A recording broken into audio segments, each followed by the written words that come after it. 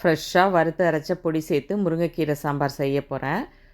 துவரம் பருப்பை 2 தடவை அலசிட்டு ஒரு சின்ன துண்டு பெருங்காயம், 3 பல் பூண்டு, 1 டீஸ்பூன் மஞ்சள் தூள் சேர்த்து துவரம் பருப்பு வேகிற அளவுக்கு தண்ணி சேர்த்து 3 விசில் வச்சு எடுத்துக்கிறேன்.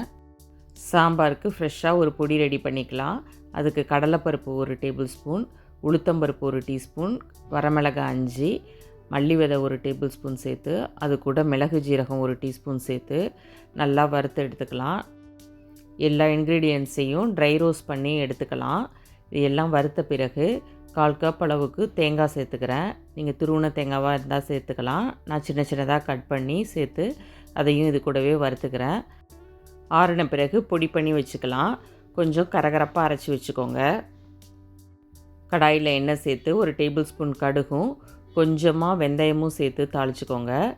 3 பச்சை மிளகாய் சேர்த்துக்கலாம்.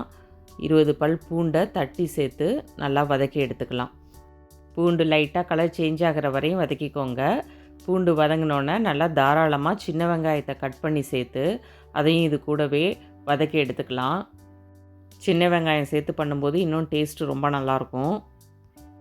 முருங்கைக்கீரையை வச்சு நிறைய டிஷ்ஷஸ் நம்ம சேனலில் அப்லோட் பண்ணியிருக்கோம். லிங்க்கு டிஸ்கிரிப்ஷனில் கொடுக்குறேன். டைம் கிடைக்கும்போது செக் பண்ணி பாருங்கள். வெங்காயம் நல்லா வதங்கினதும் 3 தக்காளியை சேர்த்து அதையும் நல்லா சாஃப்டாகிற வரையும் வதக்கி எடுத்துக்கலாம். வெங்காயம் தக்காளி நல்லா வதங்கின பிறகு அரைச்ச பொடியில் 2 டேபிள் ஸ்பூன் மட்டும் சேர்த்து கலந்துக்கலாம். ஏற்கனவே நல்லா வறுத்து அரைச்சிட்டதுனால ரொம்ப நேரம் வதக்க தேவையில்லை. அரைச்ச பொடியில் மீதம் இருந்தால் அதை ஏர்டைட் கண்டெய்னர் வச்சுக்கோங்க. எப்போ சாம்பார் பண்ணும்போது இதை ஆட் பண்ணும்போது நல்லா வாசமாக இருக்கும். எலுமிச்சை சைஸ் புளியை ஊற வச்சு கரைச்சி எடுத்து வச்சுருக்கேன். அதை இப்போ இது கூட சேர்த்துக்கலாம். நல்லா கலந்து விட்டுக்கலாம். இப்போ சாம்பாருக்கு தேவையான அளவுக்கு கொஞ்சமாக தண்ணியும் சேர்த்து இதை ஒரு 5 நிமிஷத்துக்கு கொதிக்க விடலாம். 2 டேபிள் ஸ்பூன் உப்பு சேர்த்துக்கிறேன்.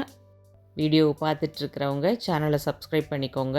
ஏற்கனவே சப்ஸ்கிரைப் பண்ணவங்க பெல் ஐக்கானை ப்ரெஸ் பண்ண மறந்துடாதீங்க. புளியும் உப்பு சேர்த்த பிறகு ஒரு 5 நிமிஷத்துக்கு கொதிக்க விடலாம். நல்லா கொதித்த பிறகு நம்ம வேக வச்சு எடுத்து வச்ச பருப்பை இது கூட சேர்த்து கலந்து விட்டுக்கோங்க.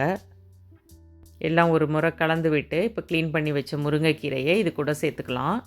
வாரத்துக்கு ஒரு முறையாவது முருங்கைக்கீரை வச்சு ஏதாவது ஒரு டிஷ் வீட்டில் உள்ளவங்களுக்கு செஞ்சு கொடுத்துடுங்க.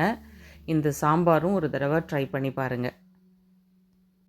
முருங்கைக்கீரை சீக்கிரம் வெந்துடுங்கிறதுனால ரொம்ப நேரம் கொதிக்க வைக்க வேண்டாம். ஒரு 2 நிமிஷம் கொதிக்க வச்ச உடனே கீரை சாம்பார் ரெடி ஆகிடுச்சு. சூப்பரான இந்த சாம்பாரை உங்கள் வீட்லேயும் ட்ரை பண்ணி பாருங்கள். பார்த்துட்டு எப்படி வந்ததுங்கிறத கமெண்ட்ஸில் கண்டிப்பாக ஷேர் பண்ணுங்கள். Thank you.